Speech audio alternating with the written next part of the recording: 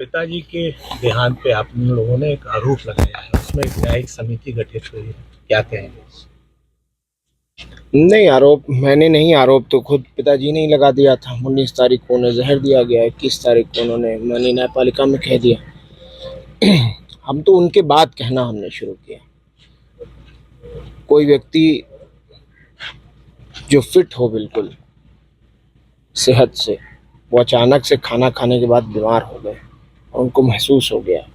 उन्होंने लिखित में दिया माननीय न्यायालयों में, और वही हुआ कि 26 तारीख को तबीयत इतनी बिगड़ गई, आउट ऑफ कंट्रोल, कि मूर्छित अवस्था में जब वो बेहोश होकर गिर गए तो उनको ले जाके मेडिकल कॉलेज बांदा में एडमिट किया और डॉक्टरों ने उन्हें गंभीर पाकर आईसीयू में एडमिट कर लिया।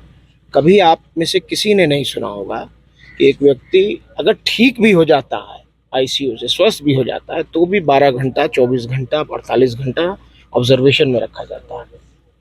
4 बजे भोर में 26 तारीख को आईसीयू में और 5 बजे शाम में बांदा की तन्हाई बैरिक में, जेल में।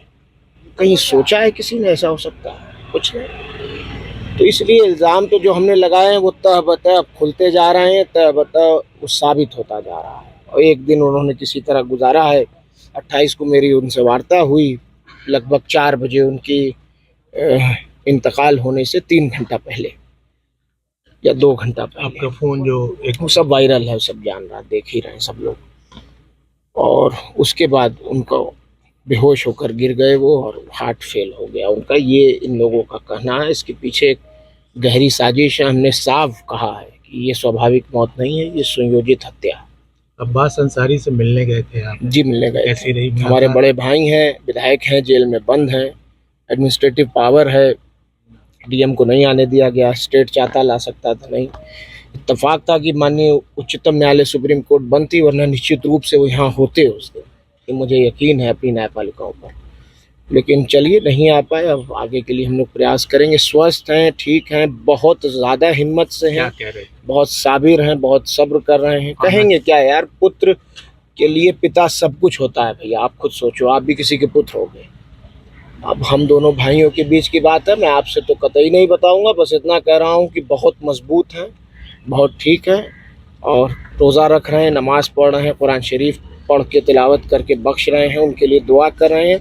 एक पुत्र अपने पिता के लिए कुछ कर नहीं सकता है, और हम दोनों भाई उनकी सेवा नहीं कर पाए। जीवन भर भी सेवा करते तो भी उनके लिए कुछ नहीं कर पाते। और अब तो हमारे पास बस यही मौका है कि जो रास्ता वो गरीब, मजलूम, बेसहारा, यतीमों को, कुचले लोगों को सताए जाने के लिए वो जो लड़ाई लड़ते थे, उनका आंसू पोंछते थे, उनकी मदद करते थे, अब वो रास्ता हमें, हमारे लिए छोड़ गए हैं। हम उसी तरह गरीबों को लामबंद करके, एकजुट करके उनकी मदद करेंगे, उनके लिए खड़े रहेंगे। यही आशा और यही उम्मीद हमारे सीनों में है। उमर, एक सवाल छोटा सा है कि तमाम लोग आ रहे हैं, उनकी कब्र पे फातिहा पढ़ रहे हैं, वीडियो कॉल के जरिए लोग जी, मुख्तार अंसारी का दर्शन कर रहे हैं। चलिए, सच तो बताया आपने कम से कम।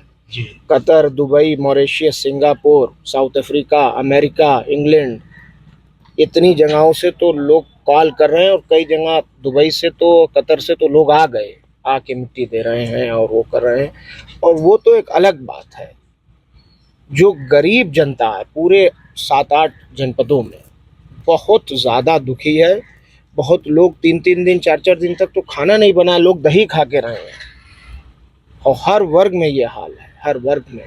और उस दिन का जो जनाजा था, वो सही कहा विधायक जी ने अभी, कि उस जनाजे ने, उस मीडिया के जो प्रोपेगेंडा था माफिया और गुंडा कहने का, उसका भी जनाजा उसी दिन निकाल दिया।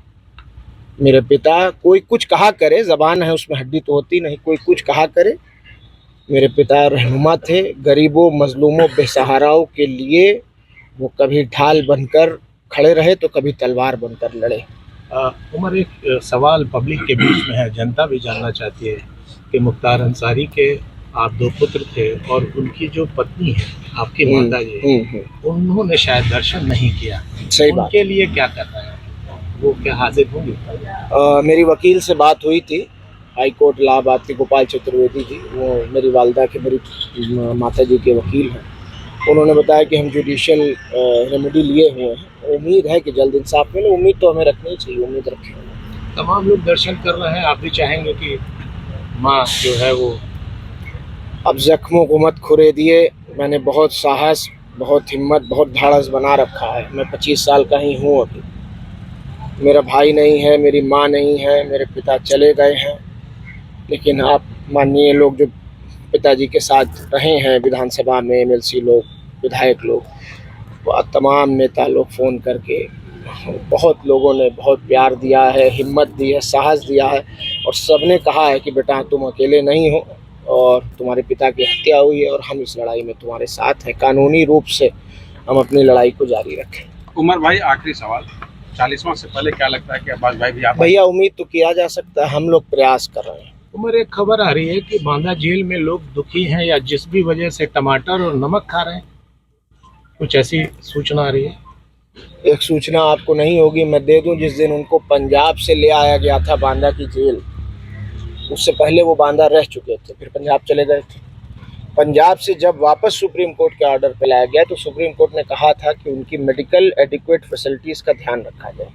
और जब बांदा की जेल लाया गया था तो बांदा की क्यारी में, जेल की क्यारियों में कोई फूल नहीं बचा था। ये बात किसी को पता नहीं, मैं आज खोल रहा हूँ इस राज को। कोई फूल नहीं बचा था। वहाँ के कैदियों ने, जब वो अंदर घुसे हैं जेल के, तो सारे बंदियों ने, उस वक्त जेल खुला हुआ था, सुबह के 6 बजे उनको जब दाखिल किया गया, जेल खुल चुका था, तब तक जेलर के कमरे में बैठा हुए थे। सारे कैदियों ने फूल सारे तोड़ के क्यारियों से, और उनको फूलों की वर्षा उनके ऊपर की थी। गरीब, मजलूम, बेसहारा, कहीं भी किसी जनपद, किसी जगह, मेरे यहाँ लोग केरला से भी अभी आए हैं, महाराष्ट्र से और राजस्थान से मोटरसाइकिल से लोग आए हैं, झारखंड से मोटरसाइकिल से लोग आ रहे हैं।